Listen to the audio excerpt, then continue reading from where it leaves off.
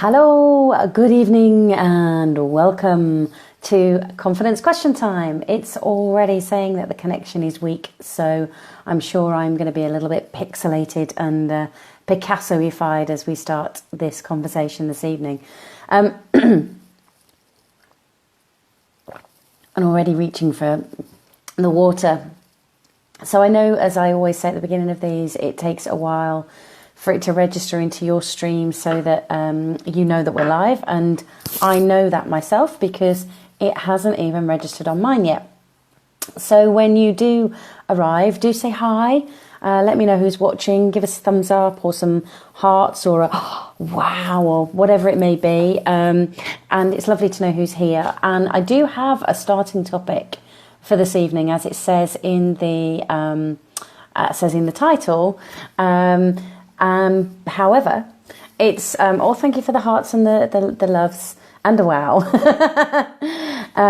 But it's I am interested to know what your questions are as well. So I am going to start on the topic of how to deal with feeling stuck. Yeah,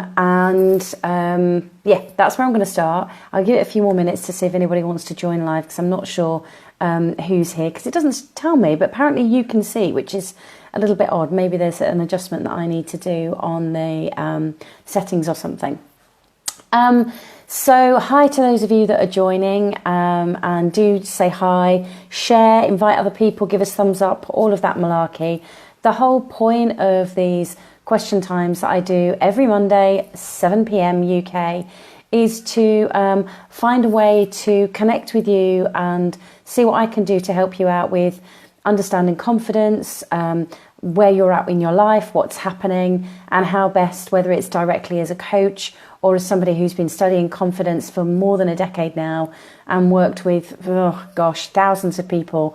I want to know how best I can help and support you. And I thought one of the best ways of being able to do that was utilize Facebook Live as a free forum. And the great thing is the videos are already stacked up. So if this is your first time of watching Facebook Live with me and you think, I wonder what else she burbles on about, there are plenty other videos with me burbling on here as well. So not right now, stay live with me right now. And you can join me or go back onto the page a little bit later and have a look. And if you haven't already liked the Confidence Garden page, then please do. And also share with friends and invite. It is somewhere that I, again, as well as my website, I like to put as many resources as possible. My three main areas that I put freebies up are on Facebook, on the Confidence Garden page, on YouTube. So you can find me at... Dee says hi. Hi, Dee. Hi, Rob, as well. Sorry, that was a bit rude. I do apologise, Rob. So Facebook is where you can find a lot of freebies. You can also on YouTube, which is at Confident Living, and also on my website, which is juleswyman.com. So there's a whole heap of free stuff over there. There's never any excuse for not to be able to find a way forward with life. I do find it interesting when people say, I can't afford to do this and I can't afford to do that. I get that. I'm not criticising or running any kind of commentary or any judgments around what people's financial status are, but it really is important to recognise that this day and age, more than ever, there is always a way. And if you are feeling stuck, there is always a way. And, if you are here watching this, then you have access to the internet, you have access to Facebook, you have access to so many resources. And I know that there are hundreds and thousands of people out there that offer free resources. So never feel that you haven't got a way forward. I know that I work my best, and much to one of my business colleagues' frustrations, shall we say, I do like to offer as much as I possibly can for easy access, to make it as available as possible and, dare I say, free. But at the end of the day, I do have to earn a living, so there are other aspects that I charge for. However, I do like to make as many things as possible accessible to you. So without, I think I've rambled long enough to give people a chance to know that this is going live, and I can see out the corner of my eye, which is very bizarre, myself on, not only am I looking at myself now, but I've also got another version of myself over in the corner over there as well. I can see out the corner of my eye, which is interesting. So, how do you deal with feeling stuck? So, before I really get into my understanding, my thoughts, my view on stuckness, I want to share a true story with you. And this true story happened about 8 years ago. I was on holiday in the Ardèche region in France, and I was on an activities holiday with my then stepsons and my brother and my nephew. And one of the things that we were given the opportunity to do, and it was optional, was to go caving. Now, other than my youngest stepson, who was 13 at the time, and my nephew, who was 13 at the time, the other male members of my team disappeared suddenly and didn't want to take part in this caving experience. But the boys needed, every family or every group needed at least one adult from their party. So the boys did their big puppy dog doughy eyes at me and, oh, please.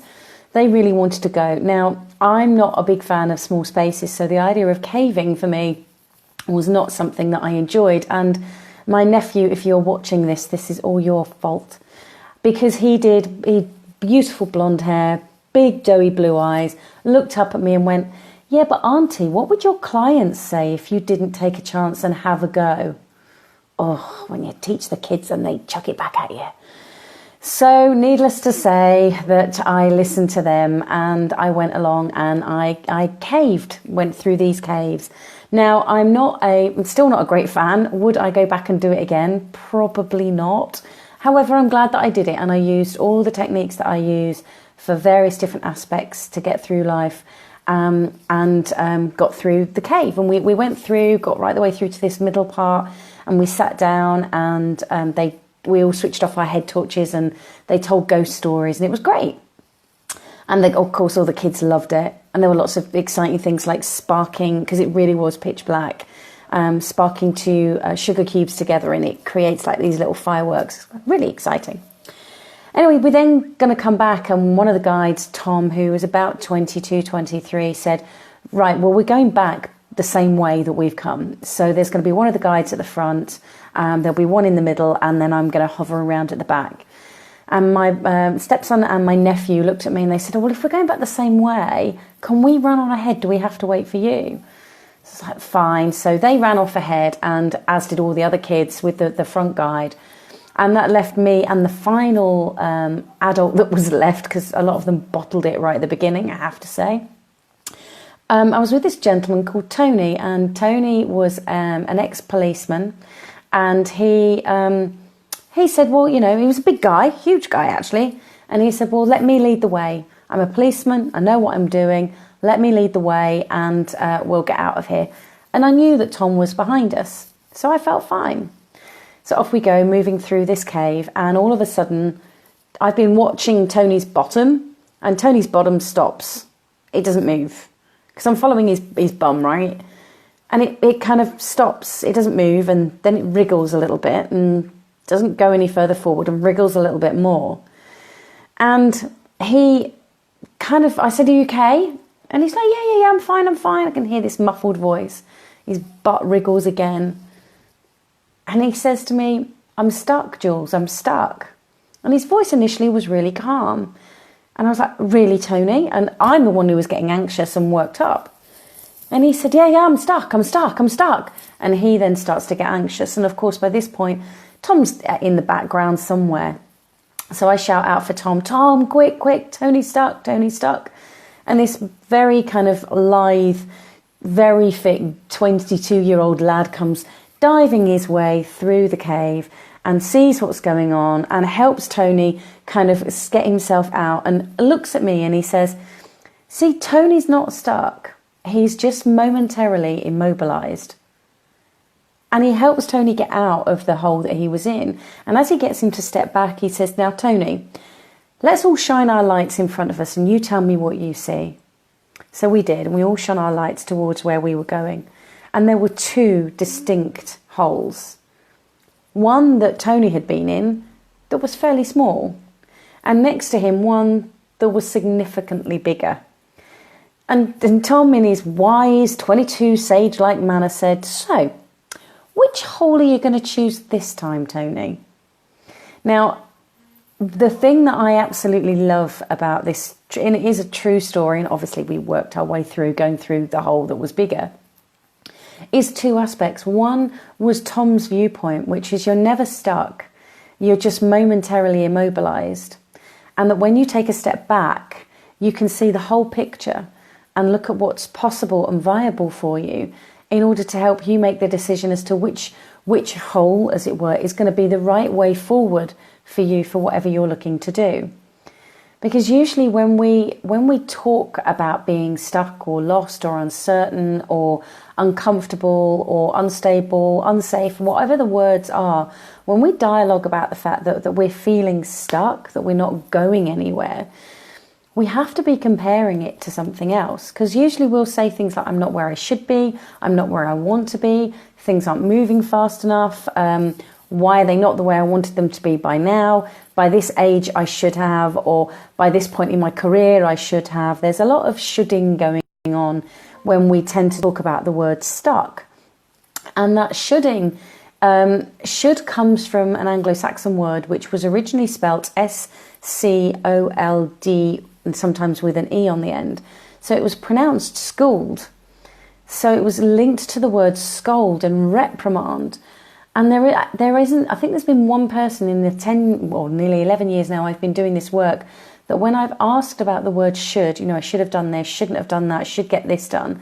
When I've asked them about this word should, so few people actually like it. They feel that it is some kind of battering rod or stick that's kind of not helping them move forward in any way, shape or form. It's just another form of chastising or criticizing, which isn't helpful to look at the situation that you're in right now.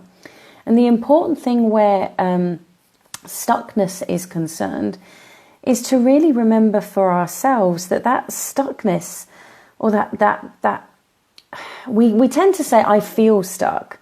But actually, I would invite you to start thinking about, are you thinking that you're stuck, or do you perceive that you're stuck? Because what Tom offered in that moment of saying that Tony wasn't stuck, he was just momentarily immobilized, was a different perspective.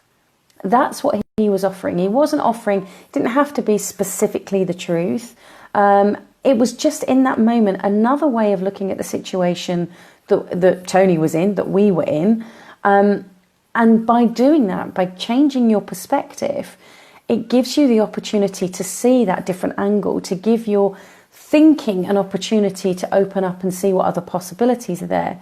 When we get locked down into stuckness, we assume that the trajectory that we're on, the path that we're taking, the road that we're traveling, whatever phrase suits your needs, is that we assume that this is the only way and this is the way that it should be, and it becomes really quite rigid and strict and not very fluid, not very open to possibilities and opportunities.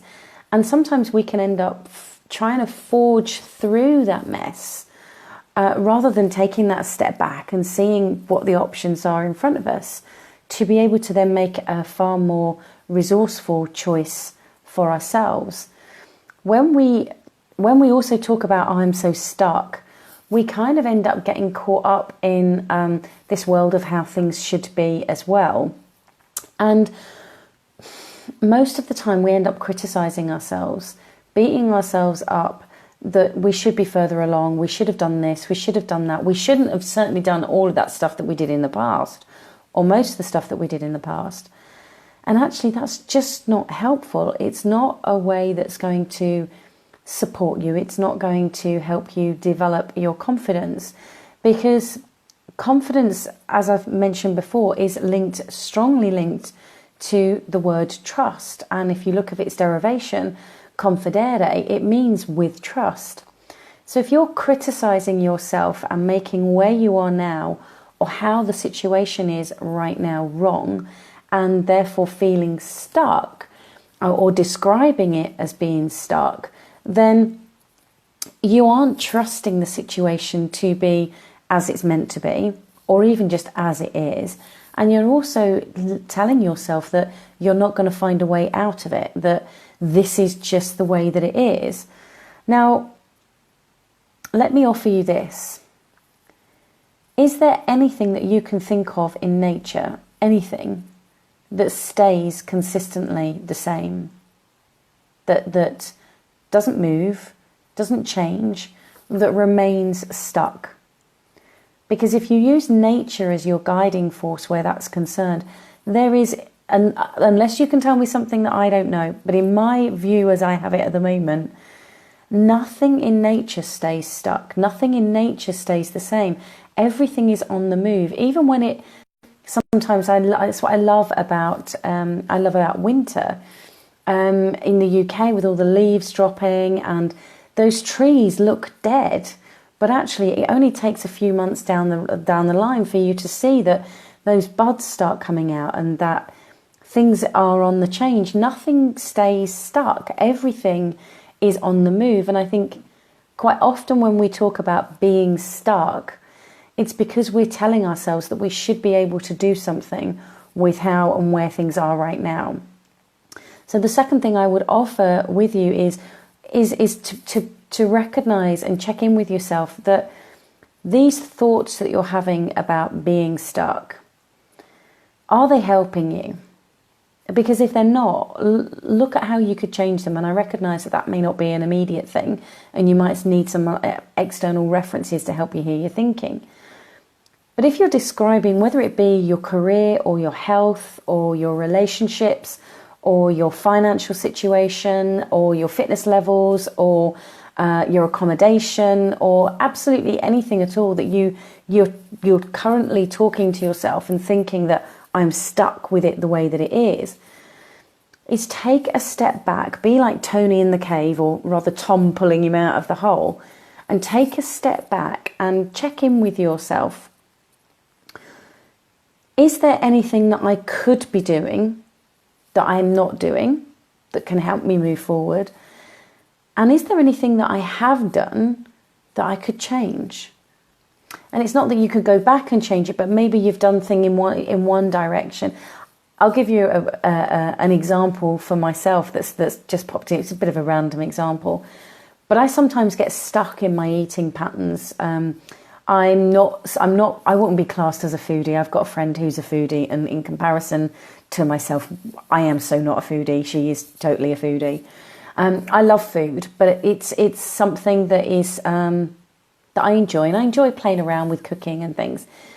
But it's not always something that I want to piece this together and piece that together. So I can end up getting a little bit lazy in the sense of a stuck routine of certain dishes that I'll do over and over again because they're easy and I don't have to think about it.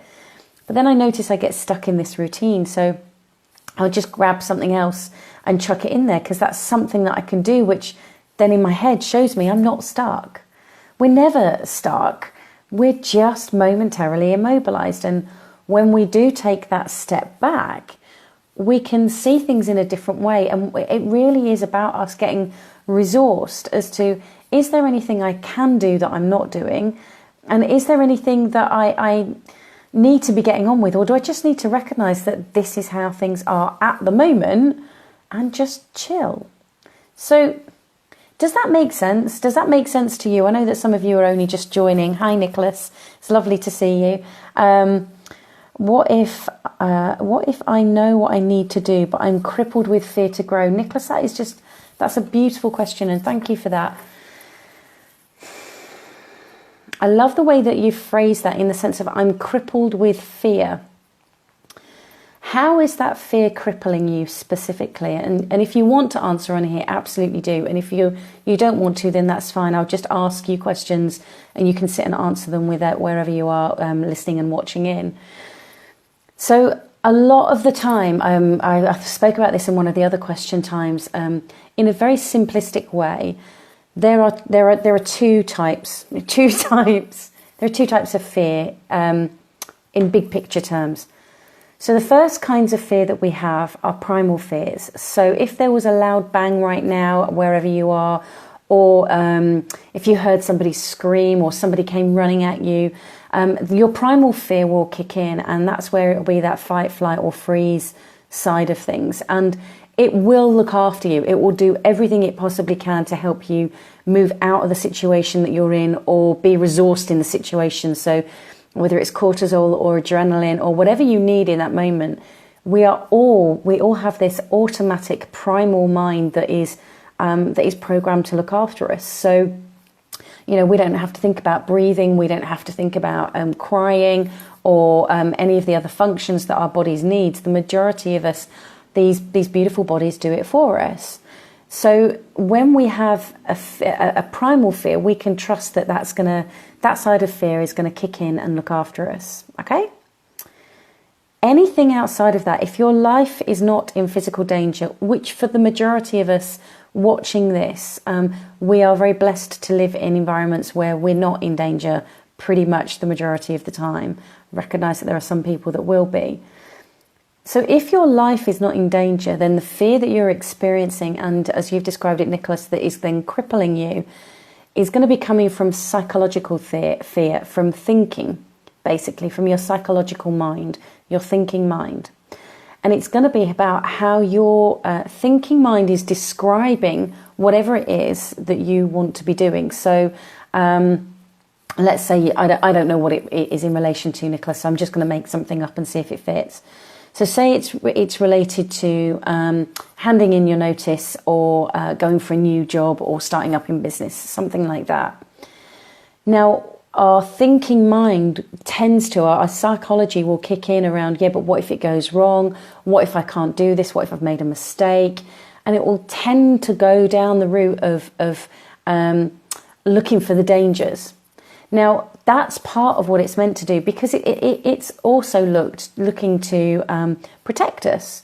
So unfortunately, we're going against that. And there's a lot of, what's the gentleman's name? Andrew Newberg and Robert Waldman. I could have this wrong. They've written about this in a number of their books about how the psychological mind is primed to look for what could go wrong because it's looking to protect us. And unfortunately, what's happened is it's then linked in with imagination, and it makes it these big things, these catastrophical, hi Angela, these catastrophic versions of what we think is going to happen. So I'll give you a real world example of a client of mine who said, I'm going to be made redundant. That means I'm not going to be able to afford my mortgage. I'm going to be on the streets within weeks. And she literally phrased it like that. So it was literally went from, I'm going to lose my job to I'm on the streets. And I said, okay, so the fear that's kicking in for her is that I'm going to be on the streets and that's it, I'm going to die. Now, the psychology is making that into a big drama. It's making that into the catastrophe. So there are two aspects of what you can do with that. Is one, take it to the extreme. What is your worst case scenario? And work through it. Go, okay, well, if this happened, what would I do? If this worst case scenario, and this is what I did with my client, okay, well, let's go there, okay? You've lost all your money, you've ended up on the streets. How would you deal with that? And the first thing she did was burst out laughing and went, that would never happen. And I said, well, why would it never happen? She said, well, I know it would never happen because my family would never let me live on the streets. I said, well, you can see then straight away that what the thinking mind was creating was a lie. Because you know that wouldn't happen. You know you've got people around you. So therefore, it's then about taking things back and being resourceful and recognising that so often it dramatises this stuff, which then kicks in with the primal mind. And the primal mind's going, oh my God, oh shit, what do I do? And it of course it's going to panic, because then it genuinely thinks its life is in danger. So adrenaline's going to be going at 100 miles an hour pretty much most of the time. So therefore, then the more you can recognise it's coming from your psychology, it's then, okay, well, if I know that that's the worst case scenario, and then I know how to deal with that if that happened, and that's an important word, if it happened, is then start to look at, okay, well, what is the real situation and how could I deal with that? and make the process as manageable and as small as possible. So it might be that the very first thing that you need to do is update a CV in the career example. Maybe you do that first, and only when that's done do you then start looking at what jobs that you want to be doing, or looking at your survival budget. That's another key thing that I get clients to do, is know for certain what the survival budget is that you need. What do you actually need to live off? I'm not talking about luxuries. I'm talking about that covers your bills, that just keeps you alive. Because again, done this with a client, she thought she had to be earning at least 35k a year. Went through her survival budget and realised it was 12,000. Immediately quit the work that she was doing at that moment in time, got herself a part-time job and started living in a different way. Now, I'm not saying that's what everyone needs to do, but it's about looking at those little things that you can understand. And when the thinking mind has got a different perspective, that's when it can feel like it's got a way of moving through it. Does that make sense, Nicholas? That's why in the cave story at the beginning, when Tony took a step back and saw that there were more than one option, when he was in the smaller hole, he thought that was his only option, and how on earth is he going to cope? But actually, when he wiggled his way out and saw that there was more than one option, then it gives him a different opportunity, or gave him, in that instance, a different opportunity. So I know that you've put something down below. Hi, Angela. To give an example, I'm afraid of getting a job because I'm afraid of making mistakes and making a fool of myself. I'm a very antisocial and shy person. Well, first of all, Nicholas, thank you so much for your honesty. And you've said it absolutely makes sense. Perfect. I always forget that there's a little bit of a time delay, so I'm already going on to answer what you said before, and you've said it makes sense. So I'm just going to pick up on something else, because I think I get too excited, and I'm clock watching as well, and I'm looking at that going, okay, I've got 4 minutes. I could go on for an hour. These things can last for an hour. If you've got questions, ask away. I will keep going till 8 o'clock. But I want to pick up on something that you've said, Nicholas, because I think it's really important to share this, actually, because I think it's very common regardless of what it relates to, and especially when it's related to that stuckness, which is, you've said, I'm afraid of making mistakes. Well, it's interesting because our psychological mind, our thinking mind, has to make up what those mistakes could be. It has to use its imagination. So I could fall over, I could get it wrong, I could get the sack, I could make an idiot of myself, I could be ashamed, it has to create, our minds have to create that image, that drama. It has to create that and then project that out into the world as a possibility. Now, the thing is that we've already created in our heads, we've already assumed that we're going to fail, we've already assumed we're going to make mistakes or look like an idiot. So, and yet we hold on to that. We hold on to that thought as a possibility. Well, what if it's not true? Or what if the only way for you to know whether you're going to fail or get something wrong or make a mistake is actually to have a go? Because the fear of failure is something that we hold on to as a truth, when in actual fact, for everybody, things are going to go wrong if we describe it in that way. And I can't remember the exact quote that came into my head, but it was something, there is a quote, something around, you don't fail until you have a go. You've got to have a go at something. And when I'm working with young people, one of the phrases that I use, mainly because it's a common tagline that most people know, is the Nike version of just do it. So Nike's slogan is just do it. Just have a go. Then my version that I add on to there is just do it, just review it. So in other words, have a go, review what, and the phrase I tend to use is what's worked, what hasn't worked. And then the third part of that is, and what can I learn from this? So just do it, just review it, just learn from it. What can I learn from this? Because that's the only way you're going to feel like you're moving forward. And I love the way that the universe works. The world is just such an amazing place. So I decided earlier today, I was scribbling out some ideas for videos that I was going to film. And I remembered the cave story with Tony, and I thought, you know what, I've shared that in live scenarios, but I've never shared that on a video, so that's one of the ones I'll capture. I thought, actually, that'd be a quite nice starting point for this evening's confidence question time, how to deal with feeling stuck. So I'll share that story. And as I went on to Facebook, before I kind of logged in and did the, set up all the Facebook Live stuff, a quote popped up, and it's a Confucius quote. And it says, it doesn't matter how slowly you go, as long as you do not stop. It doesn't matter how slowly you go, as long as you do not stop. And I think that a lot of the time when we assume that we're stuck, it's just our perception that's stuck. How do we know that where we are right now isn't exactly where we're meant to be, and that we will move to somewhere else in the next minute or the next day, week, month, year?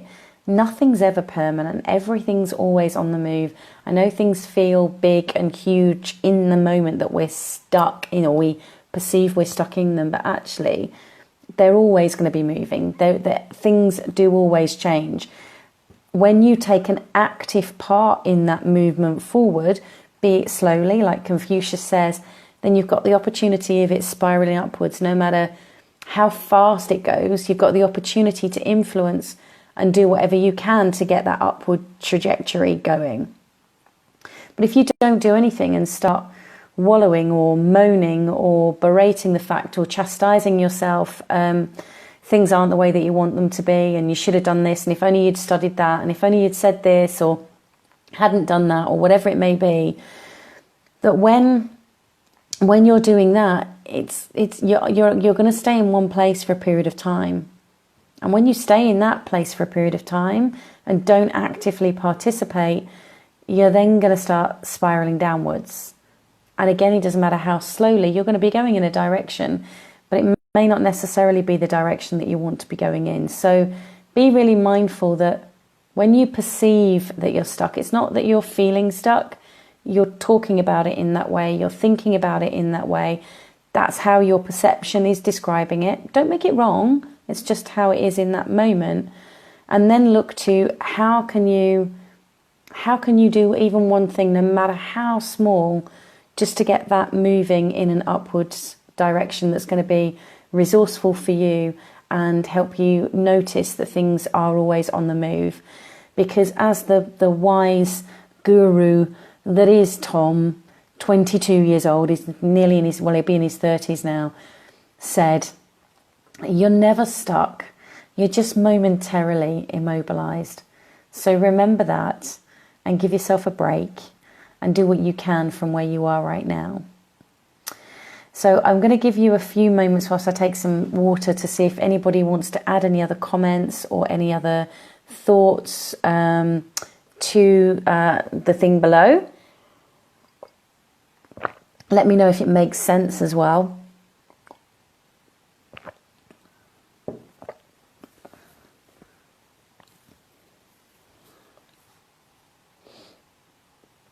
And this is where you can do lots of thumbs ups and loves and wows and ha-has or whatever it may be as well. And also, please feel free to share this with people. As I said at the beginning, the reason for doing these is I am, as many people will say, obsessed with personal development. Powerful. You're welcome, Nicholas.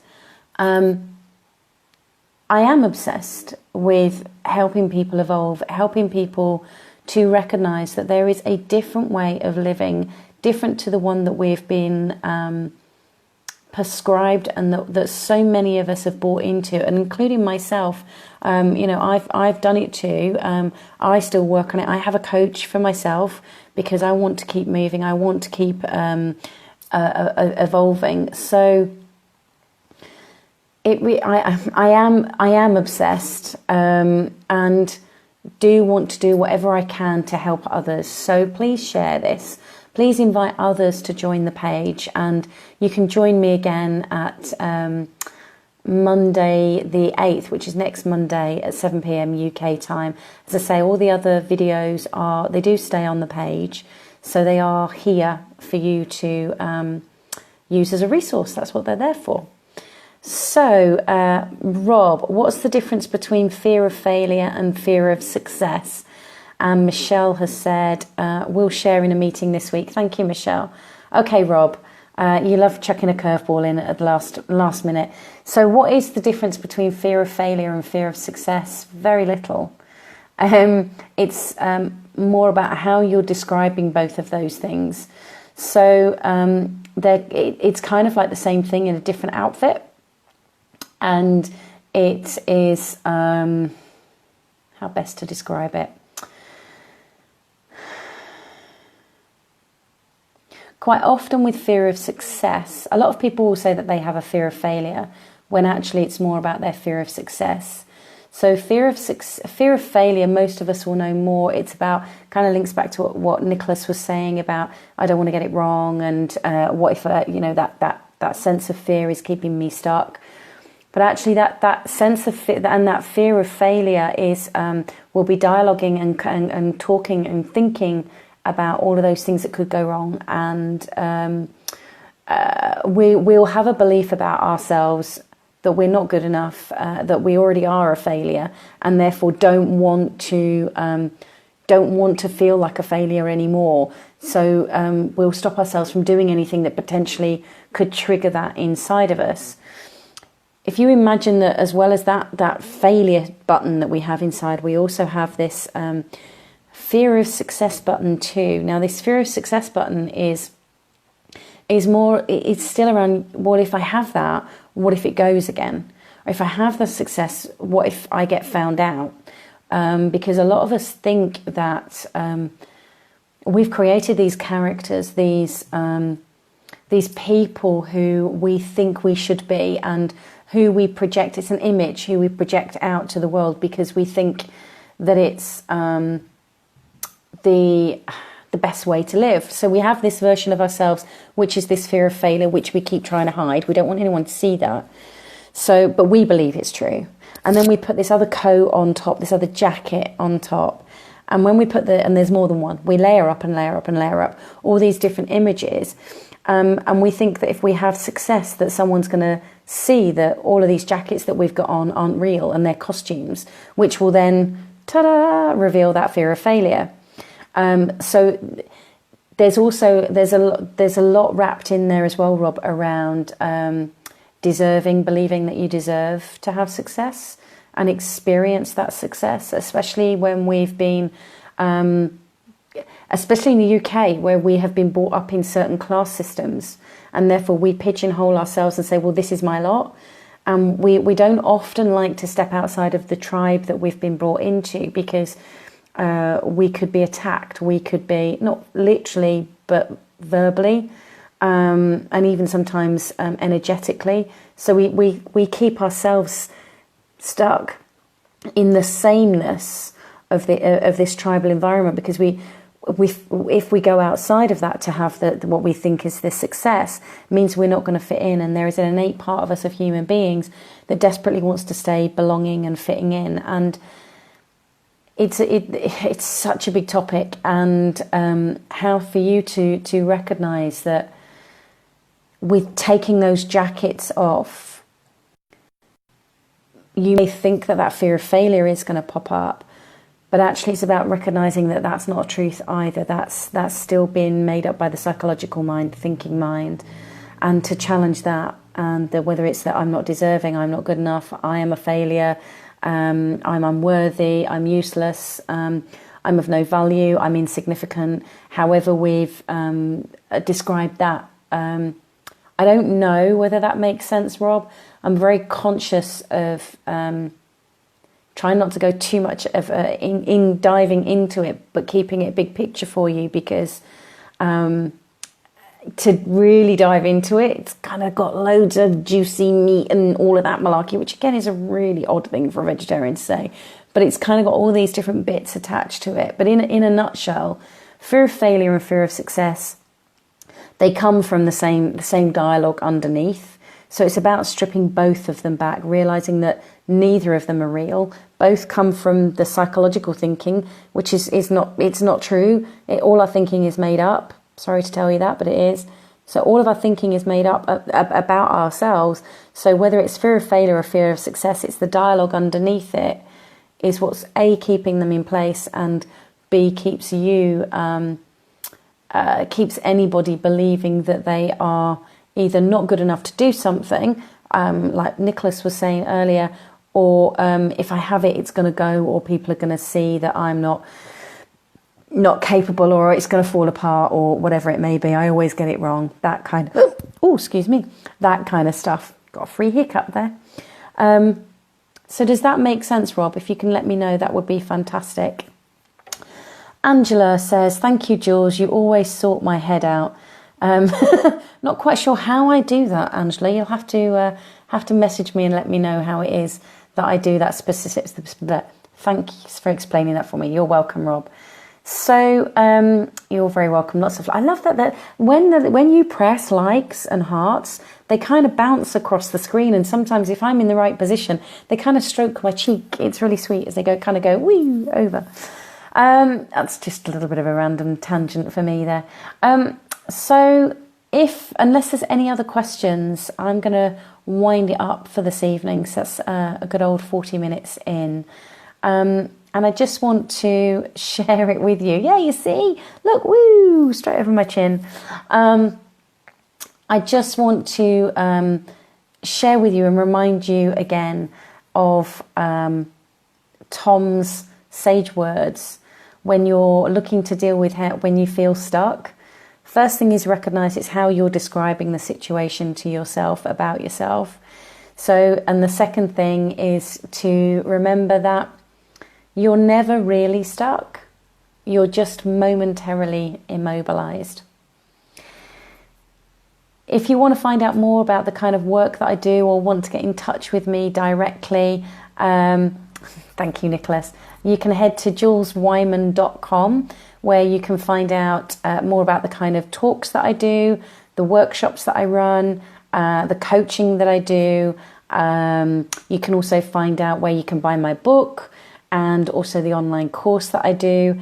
And if you want to know about the one-day course that I'm running in York in September, on September the 3rd in the UK, you can go to www.thetrutheaboutconfidence.com and you can book your place there.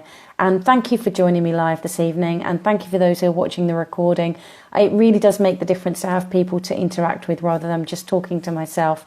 And I really appreciate that some of you do feel open and comfortable enough to comment and question and share your insights as well, because that's really useful and valuable. So thank you so much for doing that. It means the world to me, and yeah, I'm extremely grateful. So have a wonderful rest of Monday evening. Have a beautiful week, whatever you're up to, and I look forward to seeing you again next Monday, the 8th of August, 7 p.m. UK time, here on Facebook Live. Take care.